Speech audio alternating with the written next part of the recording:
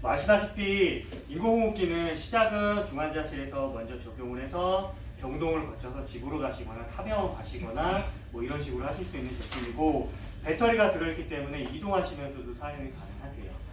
그리고 넘어가면 아스트랄은 인베이시브 환자, non-인베이시브 환자 다 사용이 가능하고, 프레셔랑 볼륨 타입의 벤틀레이터 지원이 됩니다.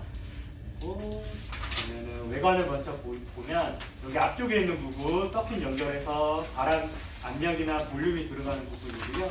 옆에 보면 얇은 두 가지 포트가 있어요. 그래서 여기 보면 여기 있는 파란색 포트는 프레셔를 체크해 주는 거예요.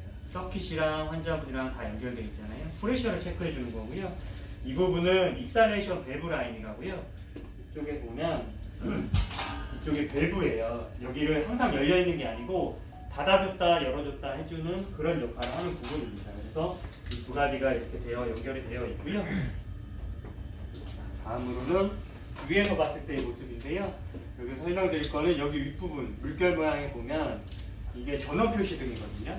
인공호흡기는 배터리가 들어있어서 한 6시간 정도 사용이 가능해요. 그래서 코드가 빠져 있어도 그냥 사용을 쭉 하다가 마지막에 기계 알람막 울리고 이러면 모두가 당황하거든요.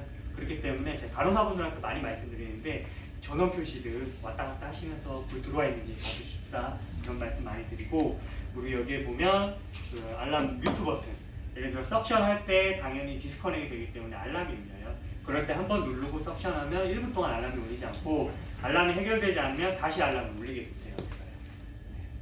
그리고 이제 터치스크린 화면 부분인데, 여기서 설명드릴 부분이 중요한 부분이 여기 있는 자물쇠 모양. 자물쇠 모양 지금 풀려있죠. 풀려있을 경우에는 이런 세팅 값들을 변경하실 수가 있어요. 하지만 잠겨있을 때는 세팅 값들을 확인만 가능하세요. 그리고 이쪽 오른쪽 아이콘을 보면 여기 흉부 모양은 모니터링 값 보시는 거, 여기 아래 네모의 V체크는 세팅 값 보시는 거, 아래 종 모양은 알람, 아래 I는 알람 내역, 뭐가 알람이 울렸었는지 이런 거 확인 가능하신 부분이에요. 그리고 넘어가서 이거는 화면 아랫부분인데 그때 상황에 따라서 시작도 있고 멈춤도 있고 뭐 컨펌도 있고 이렇게 되는 거고요. 자, 다음은 모니터링 화면이에요. 모니터링 화면 말씀드렸다시피 아이콘 맨 윗부분이고요. 이걸 누르시게 되면 이렇게 페이지가 3가지가 나와요. 첫 번째가 웨이브, 타형 보시는 거고요. 두 번째를 제일 많이 보시긴 해요. 그러니까 모니터링, 환자분의 실시간 상태값을 수치로 확인하실 수가 있어요. 그리고 가장 많이 보시는 게 VTI, 타이달 볼륨, 호흡수, 그리고 프레셔. 프레셔는 여기 있는 게이지랑 같이 움직이는 겁니다. 그래서 이거 많이 보시고요. 그 다음에가 보시면 세팅. 여기 확인 가능하시고 자물쇠가 열려있기 때문에 예를 들어 여기를 누른다면 여기에 바로 화살표가 생겨서 여기서 수치 변경 바로 가능하세요. 네, 그리고 알람. 알람에 보면 가운데는 환자분의 모니터링 값이 보이고 아래는 로우 값, 위에는 맥스 값이에요. 그래서 예를 들어 100이 타이달이 안 들어간다. 그러면 알람 메시지가 여기에 뜨게 되는데요. 뭐 로우 VTI라고 써요. 그리고 만약에 2500이 넘어갔다. 그러면 하이 VTI라고 여기에 뜨게 될 거고요. 네. 그리고 알람을 보실 때는 물론 이제 환자분 상태도 보시겠지만 알람이 너무 값이 타이트하지 않은지도 한번 봐주시는 것도 좋아요. 간혹 너무 타이트하게 잡아서 불필요하게 알람이 많이 울리는 경우도 있어요.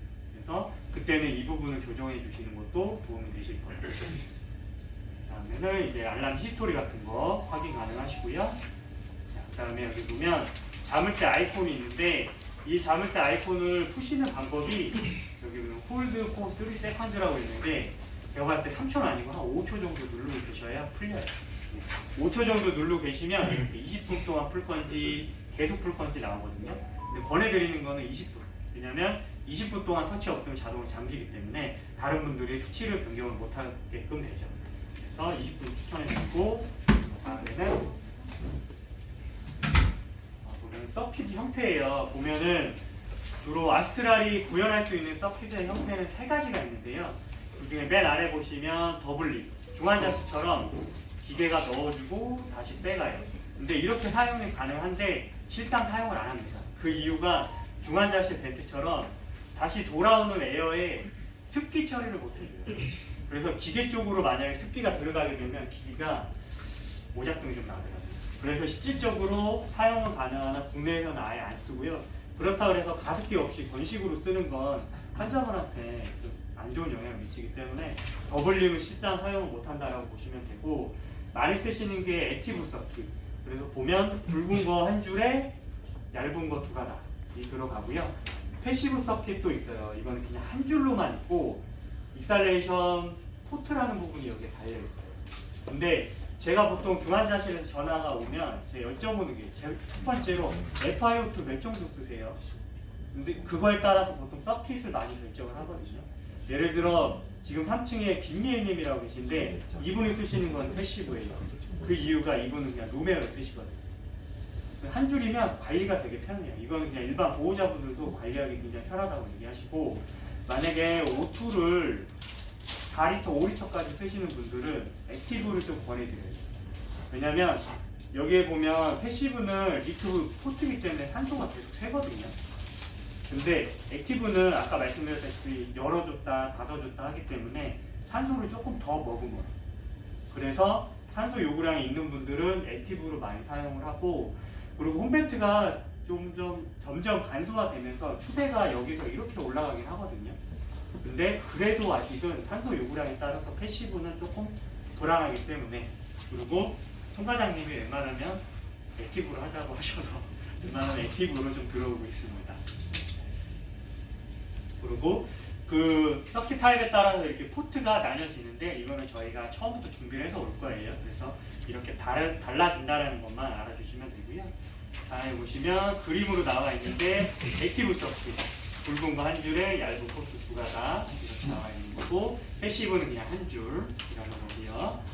여기 보시면 그림으로 보면 기계에서 박테리아 필터를 거쳐서 가습기를 갖다가 가습이 된 공기가 환자분한테 제공이 되고, 두 가닥은 기계랑 연결돼서 프레셔를 체크하고 인스탈레이션 밸브를 열어줬다 닫아줬다 그 역할을 하는 거고요.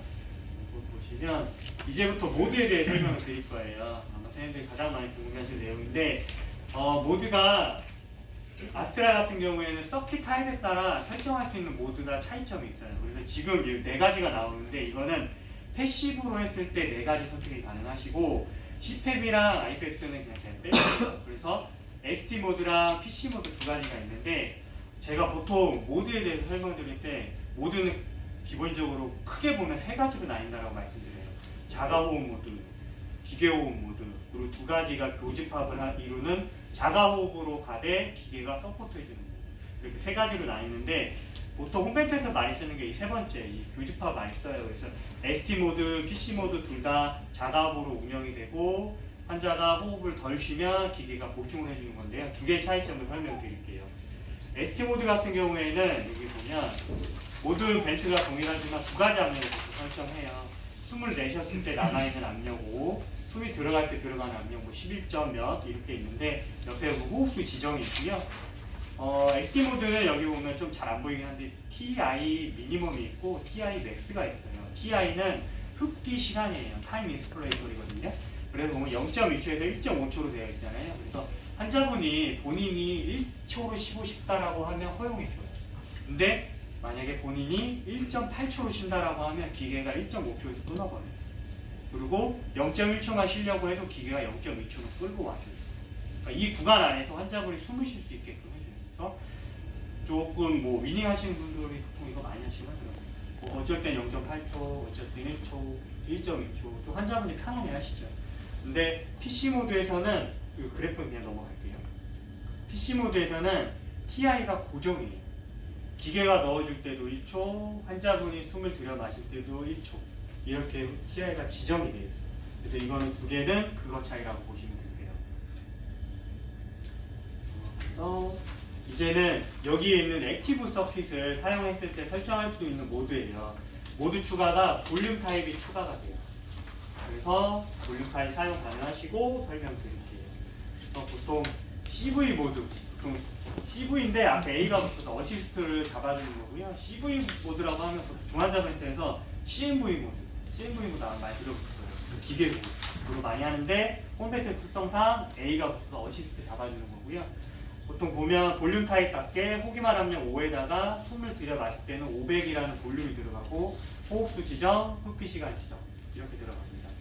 그리고 SIMV 모드 설명을 드릴게요. 이거는 조금 아무래도 많이 헷갈리실 거예요. 기본적으로 숨을 내쉬었을 때 폐에 남아있는 압력은 5. 근데 기계가 호흡을 넣어주거나 환자분이 첫 호흡을 할 때는 500이 들어가요. 근데 첫 호흡의 기준이 뭐냐? 보면은 호흡수가 10번이잖아요. 호흡수를 10번을 설정을 하면 한 호흡이 6초에 한 번씩 들어가는 거잖아요. 그 6초라는 구간에서 첫 호흡이 있을 경우에 500이 들어가요. 그리고 두 번째 호흡부터는 프레셔 서포트 설정된 거 10이 들어가요. 그래서 그래프 이건 설명드릴게요. 보면 여기서부터 여기까지가 한 구간이거든요. 근데 처음에 PB5에서 환자분이 페이션트 트리거 맨데토리, 그러니까 환자분이 트리거가 있으면 처음에 맨데토리 브레스가 들어가요. 그래서 500이 들어가요. 그리고 두 번째에서는 스폰테니어스 프레셔 서포트 10이 들어가요. 또 10이 들어가고 여기 구간 끝나고 환자분이 숨이 없다가 숨을 쉬면 첫 호흡이니까 500이 들어가요.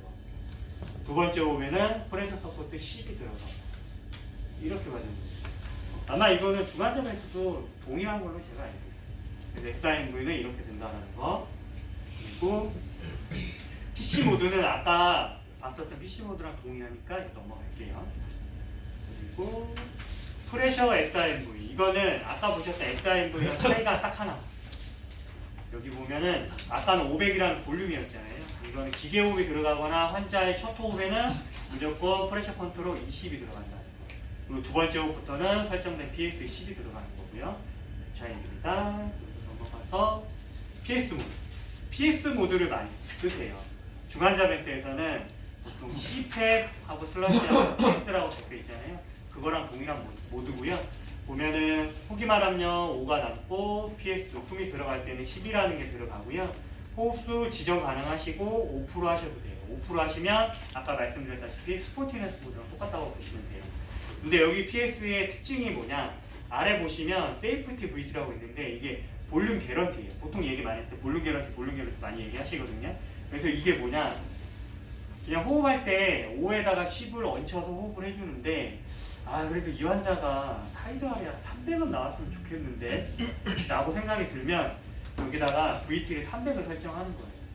그래서 압력으로 호흡이 들어가기 때문에 때로는 환자가 280 볼륨이 나올 수도 있고 320 볼륨이 나올 수도 있어요. 그래서 320이 나올 때 그냥 이게 의미가 없고요. 만약에 환자분이 280, 250으로 볼륨이 줄어들면 그때는 300이라는 게 관여를 하는 거예요. 네. 그래서 이 환자 이 압력으로 쓰되 그래도 볼륨이 300은 나왔으면 좋겠다 라고 하면 여기에 설정을 하시면 되는 거예요. PS의 모드는 그게 특징이라는 거 봐주시면 되고요. 그 다음에 트리거는 뭐 아시다시피 보면 트리거 설정하는 게 기계에서 베리 하이가 있고 로우가 있는데요. 5단계로 나뉘어 있는데 여기는 수치예요. 그래서 예를 들어 환자가 숨을 자가호흡을 인정해 주는 게 조그만 호흡 그냥 이거를 인정해 줄지 아니면 더 많이 이거를 자가호흡을 인정해 줄지 그런 거를 보는 거라고 생각하시면 되세요. 다음은 기계 알람 부분인데요. 알람은 뭐 하이, 미디움, 로우로 나뉘는데 그냥 색깔로만 보면 두 가지로 나뉘어요. 빨간 거 그리고 조금 덜 중요한 뭐 노란 거 뜨는데 대표적인 것들이 빨간 거는 서킷 디스커넥 그냥 빠졌을 경우 이거는 바로 해결이 돼야 되는 문제잖아요. 그래서 빨간색으로 알람이 울리고요. 노란색은 많이 울리는 게 로우 프레셔, 로우 핍 이런 것들이 많이 울려요. 그러니까 작동은 잘 되고 환자분도 호흡을 하는데 묘하게 프레셔가 조금씩 빠지는 경우들이 있어요. 근데 보통 서킷에서 어디가 빠지거나 이러면 딱 눈에 띄거든요. 근데 가장 많이 조금 한 게 여기 이제 트라케 튜브 쪽 조금 틈이 있거나 그리고 기도 내에서 볼륨이 잘 안 돼가지고 좀 간격이 있어서 되거나 이런 경우들도 좀 많고 그래서 제가 이거 맞는 방법인지 모르겠는데 그냥 경험상으로는 제가 이게 통하는데 로우 핍 같은 게 울리면 그 환자분 조금 체위 변경 한번 해보시는 건 어떨까요? 이렇게 말씀드리고 그리고 두 번째로 여기 트라케 튜브 한 번만 흔들어 주시는 건 어떨까요? 이렇게 말씀드리고 그리고 극히 뭐 드물긴 한데 정 안 될 경우에 트라케 튜브 교체도 좀 권해드리는 적도 있어요. 네. 근데 보통은 첫 번째, 두 번째를 했을 경우에 다 웬만하면 해결이 되죠. K 변경에서 많이 해결이 됩니다. 화면들이 있고, 그리고 말씀드렸다시피 알람은 여기 들어가서 모니터링값 보시고 타이트하게 접혀있지 않은지 이런 것들 봐주시면 될 것 같고, 그리고 디스커넥션 알람이라고 있는데요. 여기 아이콘은 이거예요. 근데 이 제품의 하나의 장점이기도 한데요. 이 제품은 환자분 적용하기 전에 서킷의 길이라든가 갖고 있는 저하가, 그리고 운영을 했을 때 어느 정도 리키지까지 미리 계산을 해서 한번 셀프 테스트라는 걸 해요. 그래서 운영을 하다 보면 이렇게 알람에 보면은 여기 디스커넥 페이지가 있는데, 여기에 가면 이렇게 있어요. 보면 좀 스펠이 잘 안 보이긴 한데 디스커넥션 톨러런스라고 해서, 톨러런스가 약간 허용 오차 뭐 이런 것들인데, 디스커넥에 대해서 어느 정도는 허용해 줄지 그런 거예요. 완전 빠지면 당연히 알람이 울리는 게 맞는데, 살짝 어딘가 새거나 이런 것들을 알람을 울려버리면 환자분들이 조금 불편하실 수도 있거든요. 그래서 사용하다 보면 환자분의 그 저항값이나 이런 것들이 여기 표시가 돼요. 그래서 설정을 70을 하면 75가 됐을 때는 디스커넥 알람이에요. 그리고 그냥 이렇게 70 아래로 있으면 알람이 울리지 않아요. 그래서 이거는 조금 설명드리기는 좀 난해해요. 그냥 환자분이 쓰실 때 한 번씩 보시는 게 아마 도움이 되시긴 할 거예요. 네. 그리고 이거는 나중에 제가 또 기회 되면 다시 한번 좀 자세히 설명드릴게요. 안내 말씀드립니다. 손위생은 슈퍼박테리아를 예방하는 가장 손쉬운 방법입니다. 깨끗한 병원 환경을 위해 의사, 이거는 마지막으로 기자, 보호자들, 모니터링 페이지에 갔을 때 웨이브는 프레셔 그래프랑 플로우 그래프 안내 말씀드립니다. 이거 봐주시면 되고, 손위생은 슈퍼박테리아를 두 번째로 예방하는 가장 모니터링은 손쉬운 방법입니다. 수치 확인 가능하신 부분 깨끗한 병원 환경을 위해 의사, 간호사, 트렌드는 환자, 이거는 보호자들, 5% 병원의 모든 문은 95% 손위생을 환자 시행해 호흡이 주시기 5%, 바랍니다. 95% 나누고 미디움으로 해서 이렇게 그래프로 보실 수 있는 부분인데, 저는 잘 안 보게 되더라고요. 하지만 이런 기능도 있습니다. 그리고 일단은 이걸로 교육은 아스트랄 교육을 마치도록 하고요.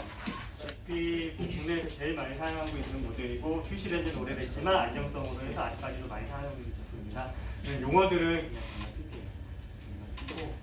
이거는 자유는 제가 드리고 갈 거예요. 선생님들께서 공유해서 보시면 도움이 되실 것 같고요.